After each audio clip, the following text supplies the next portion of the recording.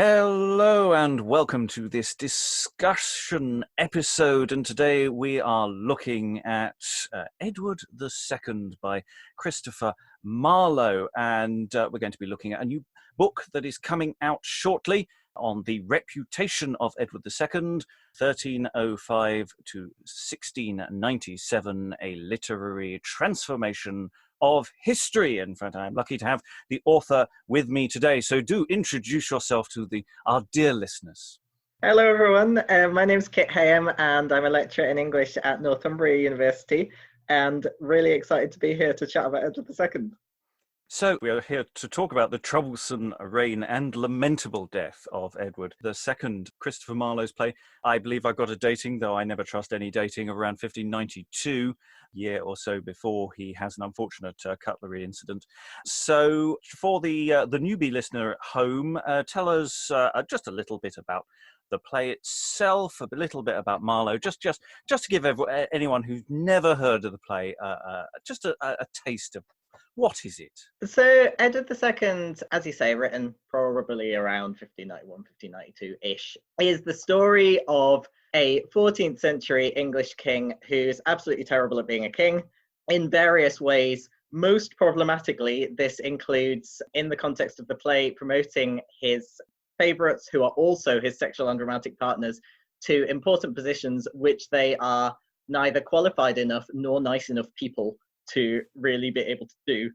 This ends very badly for him. The country descended to civil war. His first favourite is beheaded by his nobles. He adopts some other favourites, which also doesn't go very well. Eventually, his wife, who is French, escapes over to France and invades the country. In order to get rid of him, he's deposed and kicked off the throne in favour of his son. And he is then murdered in a fairly gruesome fashion, which perhaps we will be talking about a little bit more later on. Yes, so Marlowe writes this play. He's basing it on a number of sources, and your book is titled A Literary Transformation of History. So shall we start with where this story starts in the earliest accounts? Is that a good place to start, do you think?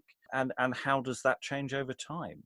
Yeah, so I suppose my book, at its simplest, is the story of how we got from Edward II's lifetime to the 16th and 17th century, by which there's a consensus that he was definitely in sexual and romantic relationships with his male favourites, and he was definitely murdered in this gruesome fashion, which is by anal penetration with a red-hot spit.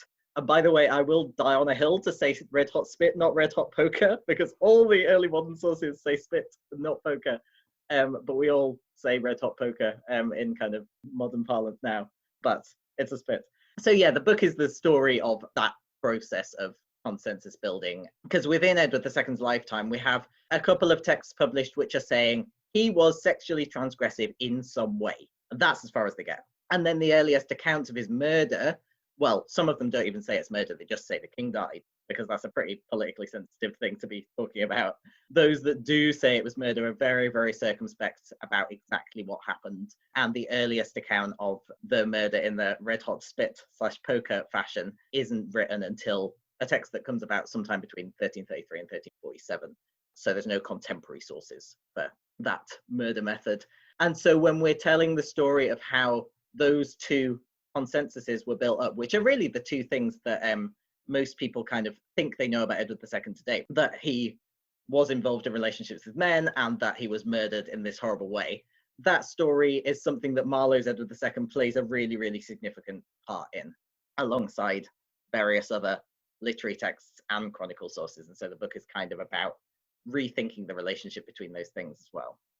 So yeah, so that relationship changes with the play as well as before the play as well. What do you think? What's Marlowe doing with these sources? That is perhaps a better question to ask. I mean, a few really interesting things, I think. The first thing to really emphasize, and one of the reasons that Marlowe plays such a significant role in this story of the formation of Edward II's reputation, is that Marlowe's Edward II is the first text that unambiguously presents Edward as being in a sexual and a romantic relationship with his favourites. And I am going to keep stressing sexual and romantic, because I think we all sort of know that the story of Edward II is a story of sexual transgression. But if you look at the texts that are written in the early modern period, it is also very, very much a love story. Like, it's something that you're supposed to emotionally engage with, as well as kind of be sensationally shocked by at different points. So before Marlowe, the chronicle sources that he's building on, they're saying things like, well, Edward II was very sexually transgressive, and his favourites were definitely encouraging him to do that, and he wouldn't have done it if it hadn't been for his favourites. But they're not joining the dots. They're never saying what Edward II was doing that was sexually transgressive was specifically having sex with his male favourites. And Marlowe is the first text to actually take those hints and bring them into explicitness.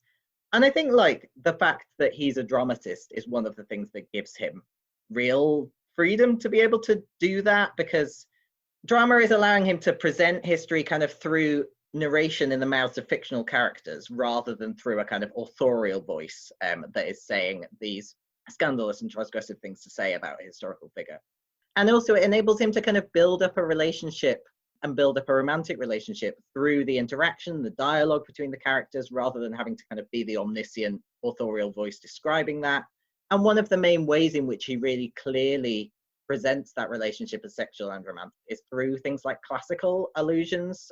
So through using words like Ganymede being the beautiful boy who was abducted by Jupiter to be his cupbearer, but also one of the most specific ways to talk about a man who's having sex with other men in early modern England.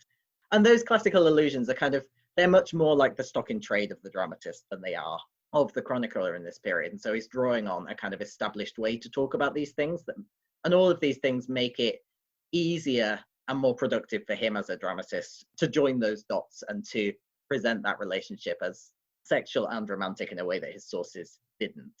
It's interesting, the strange things that do happen to stories when they're turned into drama, and how do you condense that amount of data into a dramatic narrative form. And when you were talking about this romantic relationship or romantic relationships that he's having, but also the wider events of the play, which are various sort of hills, if that makes sense. I'm not sure I'm being very helpful to the listener at home, but there are various events and ups and downs in his life, various elements of rebellion and contention between him and his nobles, but also in his relationships. Obviously, his relationship with Gaveston doesn't go desperately well after his death, and so Marlowe's making clear choices about what to include, what to not include, what to change, and so is there more on that and within the way that the play comes together? Yeah, I think so. Because I think it's interesting that what Marlowe is doing in making those choices is in many ways continuing the process that his chronicle sources are already going through, because something I don't think we necessarily acknowledge enough is that chroniclers are also making choices to construct accounts that are going to be enjoyable for their readers, right? They're also thinking about narrative structure, and they're also thinking about what is emotionally compelling and what is sensational, and what is politically relevant to the current moment. And so Marlowe is doing all of those things too. But yeah, I think I would argue that he's continuing that process of making choices in constructing a historical account that actually writers of other genres are also doing. And one of the things that the book is about, as well as the story of Edward II's reputation being constructed, is it's about rethinking what we think of as a literary account of history, and what we think of as a literary account and what we think of as a historical account, really. But I think what Marlowe is doing is he's selecting the elements of his sources which are going to be politically compelling to his audience. Like, this is an age where people are concerned about royal favoritism. They are concerned about the potential for the monarch to be having a sexual relationship with a royal favorite who would then get disproportionate influence. This is something people are just as concerned about in relation to Elizabeth I as they came to be concerned about in relation to James. And actually Edward II was used as a point of comparison for Elizabeth in loads of cases too. So Marlowe's drawing on that. And also the fact that he chooses to we can get into this, but the fact that I think he chooses to present Edward II's murder according to that long-standing story of him being killed by anal penetration with a red-hot spit, that is also a choice that recognizes that that's a really expected part of the story of Edward II by the time you get to the late 16th century. Even the very, very, very shortest text, if you've got an account of history that's literally a couplet about Edward II, it will have that murder in it. So he's responding as well to what he thinks his audience want and expect out of the story of Edward II, I think. Yes, the people do want the gruesome and murder. Shall we get it? You've mentioned the red hot spit. Shall we get into it, as it were? Oh, is it the other way around? The murder itself. So there are various elements that the scene describes to us in terms of the murder: the bed, the table, and the spit. Do you want to talk about, there are questions, and how solvable they are about how it would have been staged as opposed to how we would have staged. Well, we would stage it because we like these kinds of things. Yes.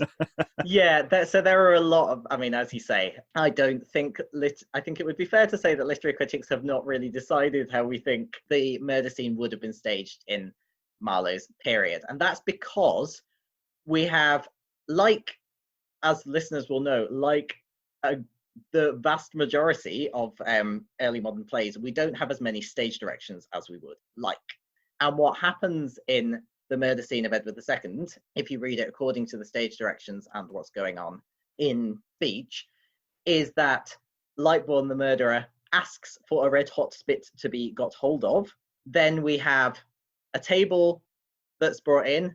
The murderers are instructed to lay the table down on Edward and to stamp on it, but not hard enough to bruise him.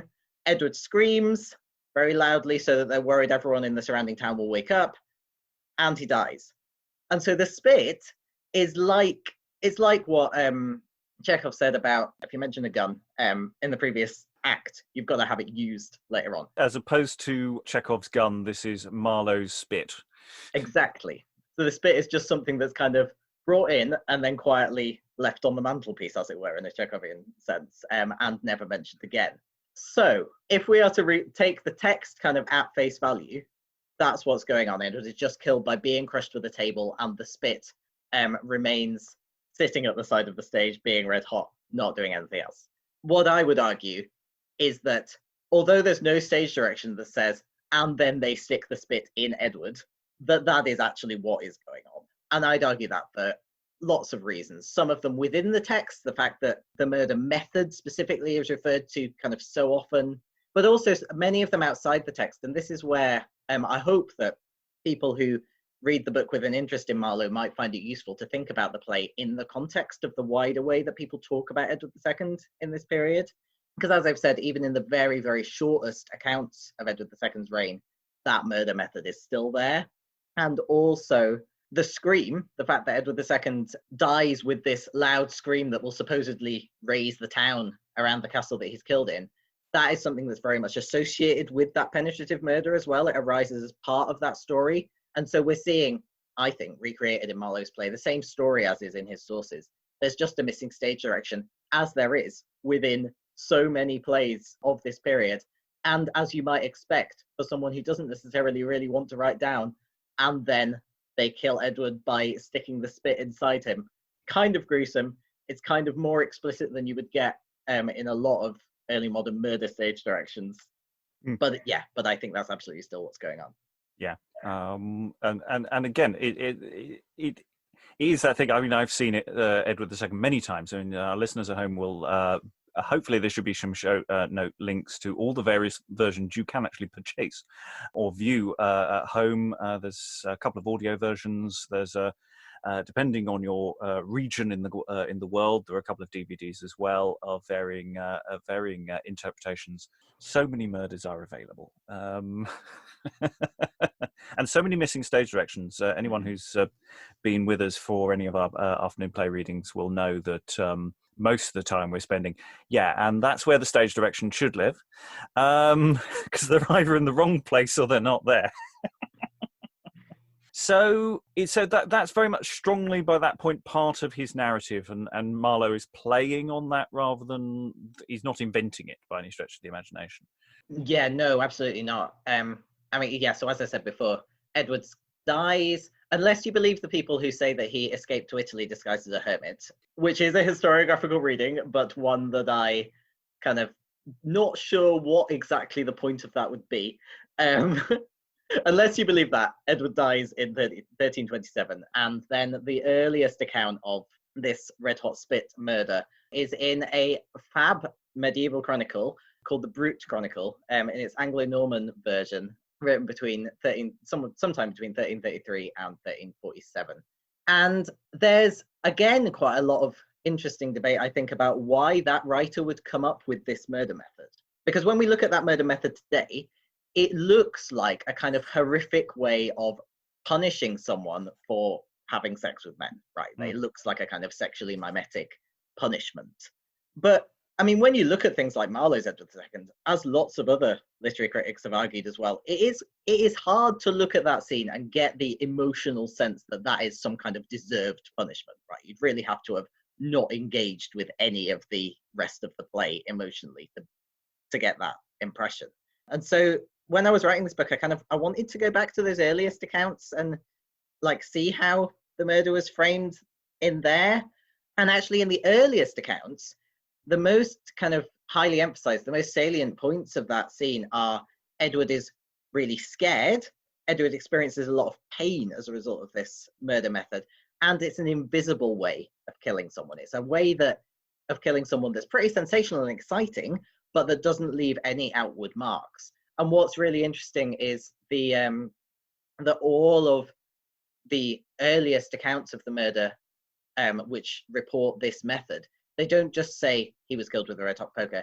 They give loads of kind of logistical detail, which include, and this is a bit gruesome, apologies, but inserting the spit through like a horn so that you don't get any burn marks on the skin. You've got a kind of funnel. So there's a lot of logistical detail that they're going into to make sure that it's an invisible murder method.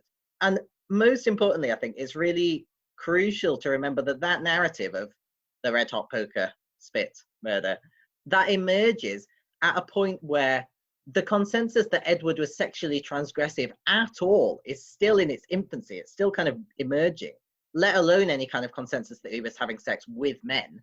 So when we read that murder as being kind of sexually mimetic, what we're really doing is reading back with our own knowledge of the fact that Edward has this queer reputation and applying that to the earlier accounts of the murder in a way that the climate of opinion at the time doesn't really kind of justify, if that makes sense. Mm-hmm. I mean, around about this the same time, it's just occurred to me. We've got other kings are available. Other kings being dramatised at the same time by different playwrights. Other plays where there are hints of sexual or romantic relationships with men. I mean, almost exactly the same time we've got Thomas of Woodstock, which hints at a relationship with one of his minions. You mentioned in the notes I've got here the use of the word minion, which I think that play uses as well. And I'm wondering if there's a thing in the air about this. Explicitly, Thomas of Woodstock, again, is about Richard II, another king who gets murdered. So is there a narrative perhaps being framed around kings that don't succeed as well as other kings? Is there something going on there? I really think there is something in the air about the word minion in this period, and about the association between the unwise choice of choosing kind of young, fashionable favourites rather than older, wiser favourites who know what they're doing and can help you run your government. The association between that and other kinds of unwise decision, which might include sexual transgression, and particularly all of these traits are kind of associated with femininity in the early modern imagination, that kind of associate attraction to trivial things like fashion and physical appearance and excessive emotionality, which is something we really, really get with Edward II, and also excessive sexual desire. Doesn't have to be excessive sexual desire for men, of course, but just excessive preoccupation with your sexual desire as opposed to with like running the country. But what I think is in the air with the word minion in particular is that it comes from French sources. It's been a word in mignon in French that's been used for kind of overmighty royal favourites and or royal favourites that you might be sleeping with since kind of the 15th century, but it's really reached its peak in criticisms of Henri III in France when Marlowe's writing, who's being very virulently accused of having sexual relationships with his favourites, mostly by kind of very angry Catholics. And so Minion is very much in the air, and anyone who knows what's going on politically in France, which Marlowe, as we know from the fact he wrote The Massacre at Paris, certainly did, and which his contemporaries and the writer of Thomas of Woodstock will have done as well. They're getting the connotations of that word minion. It's an interesting word because it's like at the intersection of the political and the sexual, and it can be used in a very plausibly deniable way to describe royal favourites who you want to suggest they may be sleeping with the monarch, but you don't want to say it explicitly. Very useful in that respect. And I think those writers know, both Marlowe and the writer of Thomas of Woodstock, that if they use the word minion, they've got that brilliant plausible deniability, but they've also got that political currency, right? They're signalling that these are characters which may have existed in the 14th century, but they're absolutely bang up to the minute in terms of their contemporary political relevance as well. Yes, so you're talking about, we may have touched on it earlier, the contemporary political, crossovers that are going on here. And are there explicit, figures at the time that we're talking about here that might be being referenced, or is it more in a general sense? I mean, I think there's both. And a lot of other people have done some really interesting work on this too, about the way that Edward II's favourites in Marlowe's play, they're very much represented as early modern courtiers of the kind that people in that period love to hate. People who are too young and too irresponsible and too concerned with fashion to be in government.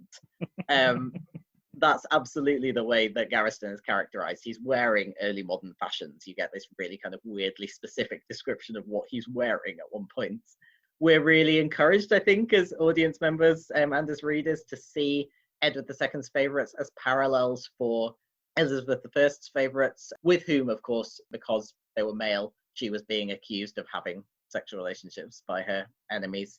And then also, of course, it's a play that's about deposition as well as about favourites.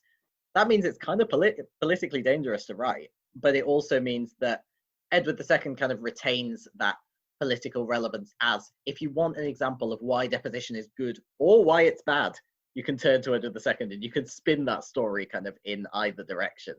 So he's already someone that politically people have been thinking a lot about when Marlowe writes this play, I think. Right. Well, we're coming towards the end of our chat, or at least the formal part of the chat. So, is there anything that I've missed, or any additional thoughts about Edward II that particularly excite you as a work, and also in relation to your book? Is there anything that I haven't prodded enough, as it were? That's a lovely question. I mean, I think the other thing that I have found really interesting about reading accounts of Edward II and thinking about Marlowe's play in particular is also the way that looking at Marlowe's sources can help us to think about the kind of emotional structure of Edward II as a play, because it's quite an interesting and weird play in that it pulls your sympathies in different directions at different times. Sometimes you're sympathetic towards Edward, sometimes you think actually he's an emotional fool who really needs to be doing something else. And you can see why everybody is antagonized by him and wants to kill him. And those kind of switches of allegiance, if you like, that structure is something that you also find in Marlowe's chronicle sources. And the reason you find it in Marlowe's chronicle sources, like Holinshed's chronicles and Stowe's chronicles and annals in particular, is because what they're doing is strategically selecting different sources for their accounts at different points in Edward II's reign. So when they're writing about the early life of Edward II, they're choosing sources that are really about sensational sexual transgression. But then when they're writing about his later life and his deposition and what happens to him afterwards, how he's kept in prison and mistreated by his keepers, they're choosing sources which are really sympathetic towards Edward II and which are really kind of woe is Edward's, and introduce all of these details about him basically being tortured in prison. And I think that tells us a couple of things. It tells us that, as I've been kind of banging on about, chronicles are very much literary sources as well. And one of the things I hope people might take away from the book is to kind of rethink the idea that what dramatists do is they take facts and make them into literature. And that's not really what's going on at all. It's much more complicated. So it tells us that the chronicles are literary sources as well. And it tells us specifically that they're looking for a structure in which would reflect the idea of the Wheel of Fortune, or what we might in literary terms call a decusibus narrative. So the idea that people who are in positions of authority, or people in royal positions like Edward II, are on a kind of ever-rotating wheel where they might have an upwards trajectory, but then at some point they will inevitably fall. And when we read accounts where Edward is really kind of reveling in his sexual transgressions and his power, and then he has this sensational fall into kind of abject mistreatment after being deposed, we get that really clear narrative structure. And I think, again, that helps us to see that these chronicle accounts are very much literature, just as much as Marlowe is, and that he's participating in this really kind of complicated process of these literary kind of remakings of Edward II's story, rather than just taking a bunch of facts and making them into something literary and something emotional. Excellent. Right. Well, your book, The Reputation of Edward II, will be coming out probably sometime slightly after this podcast comes out, or about the same time. This is past Robert talking to the future world. So who's the publisher, and where can they buy these things? There will be links in the show notes, but give us a mini plug for the book in terms of structural gettingness of it. Great. Okay, so the book, as we say, it's called The Reputation of Edward II, 1305 to 1697, A Literary Transformation of History. It's coming out with Amsterdam University Press, hopefully in October, and it's part of their series, Gendering the Late Medieval and Early Modern World.